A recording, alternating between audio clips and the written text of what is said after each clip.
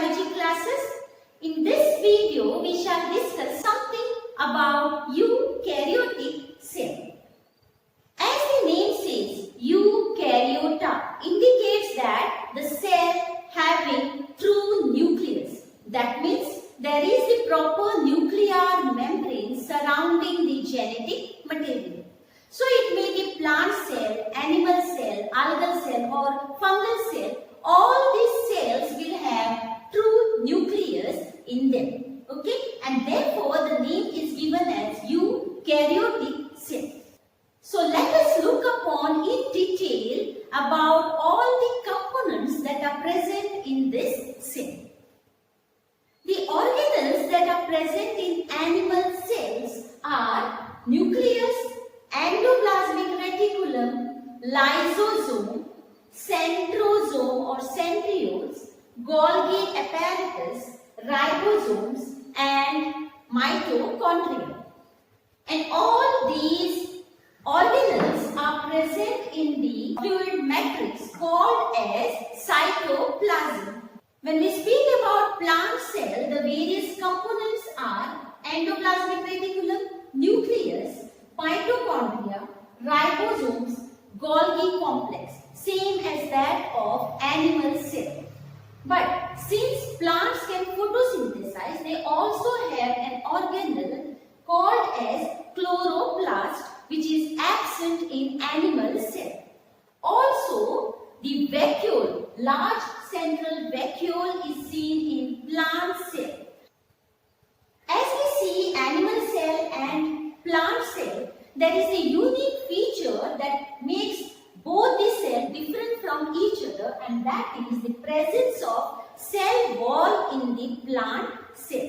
So today we will discuss in detail about the cell wall structure, components that it has, and also its major role in the plants.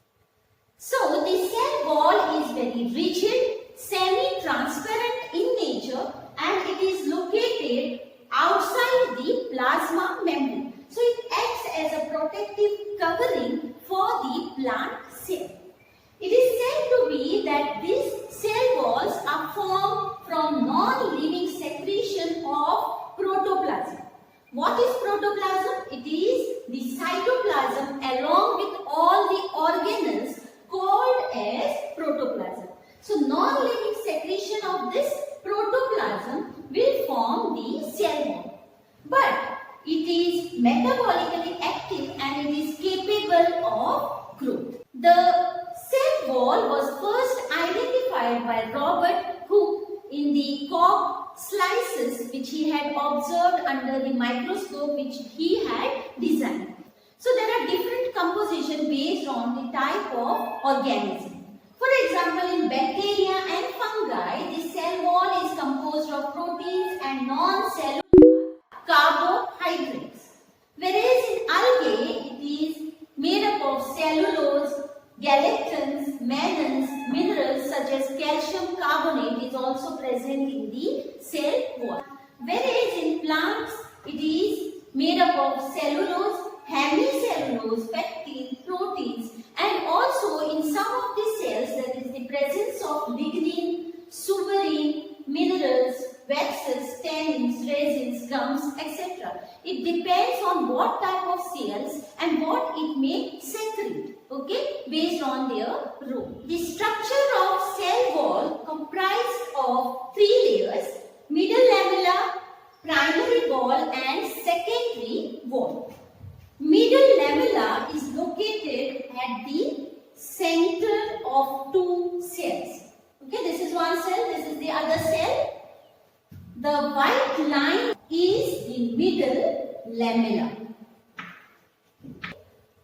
followed by the next pink line is the primary wall, and the yellow line is the secondary wall.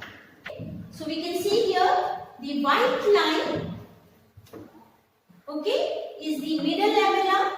The pink line followed by middle lamella is primary wall, and the yellow line followed by primary wall is secondary wall. The middle lamella is the thin amorphous cemented layer. That means it connects the two cells together. It is acting as a glue which will hold these two cells, so these cells will adhere. Likewise with the other cells too. It will get deposited during the cell division. When the plant cell will divide into two cells during cell division, so that is the first layer which is formed during the process. Okay, and that is middle lamella. Consists of calcium and magnesium pectate. Okay. The next layer next to the middle lamella is primary wall. So it is first formed wall of the cell and it is produced inner to middle lamella. It is thin and elastic in nature and also it is extensible and therefore it helps in the growth of the cells properly. Okay? It will get diminished at the cell maturity. Okay? So at the cell maturity there will be secondary wall that will be laid. Okay? Primary wall is composed of loose network of cellulose microfibrils. You can see here these are the tubule-like structures called as cellulose microfibril that are present in the gel-like matrix called as ground substance. And in this ground substance there is the presence of water, glycoproteins, pectin and hemicellulose, okay, which makes the primary wall. Next to the primary wall is the secondary wall which is laid inner to primary wall after the cell maturation. So it is thick and it can be of many layers.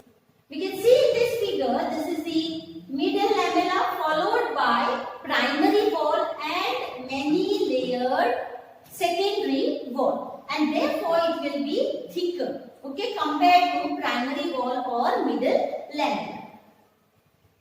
The secondary wall will form various types of cells based on their functions to perform. So some cells can be parenchymatous, collenchymatous, sclerenchymatous. Here we see also the deposition of certain other materials such as lignin, suberin, etc. These are parenchymatous tissues or cells, collenchymatous cells. Then we have fibers and tracheids, that we can see that there is the presence of lignin which will strengthen the cells. We will see here in this figure there will be small channels like this, okay, which is called as plasmodesmata. So here the plasma membrane will be laid, okay. You can see that innermost layer is the plasma membrane which surrounds the cytoplasm.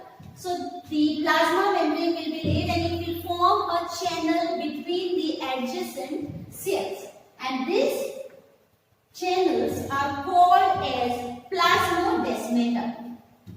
Okay, so like that we can see that these are the channels that are formed, and these will help in the exchange of the material from one cell to the another cells. Okay, so these are called as plasmodesmata. Okay, so plasmodesmata is interrupted by narrow pores carrying fine strands of cytoplasm. Okay, so you can see here the cytoplasmic bridge which will connect the cytoplasm of two adjacent cells here. Okay, so it is interlinked between the cytoplasm and the content of the cells. So this canal is lined by plasma membrane. The functions are as follows. Since it is rigid, okay, outer covering, it will provide definite shape to the cell. Okay, it will help in cell-to-cell interaction since there is the presence of plasmodesmata. If consider if this cell have more amount of water, so water molecules can move from one cell to the another since the other cell is having less amount of water molecules, like that. Okay, so it will have the cell-to-cell interaction. It is not only about with respect to water but also other molecules also can be passed from one cell to another in order to maintain the balance. Okay? It will provide barrier to undesirable macromolecules which are not required by the cell. It won't allow these macromolecules to enter inside it. Okay? Then it will protect the protoplasm from any mechanical injury or any infection. Next is, since it is rigid, it will give support to the tissues. Okay, it can be colon-chymatous tissue, parenchymatous tissue or sclerenchymatous tissue. So it will provide support. It will counteract the osmotic pressure and prevent from bursting of these cells. Since it holds the cell in proper shape, so therefore even if there is more amount of water inside the cell, it can be either transferred into the other cell through plasmodesmata. But imagine if there was no cell wall present, what would have happened? It would have burst due to more amount of water present in it. Okay, so that doesn't happen in plant cell. The cell expansion will take place during the growth. The primary wall, it is extensible, so therefore it helps in the growth of the cell in proper way. So that is all about the cell wall, the interior part as well as their function.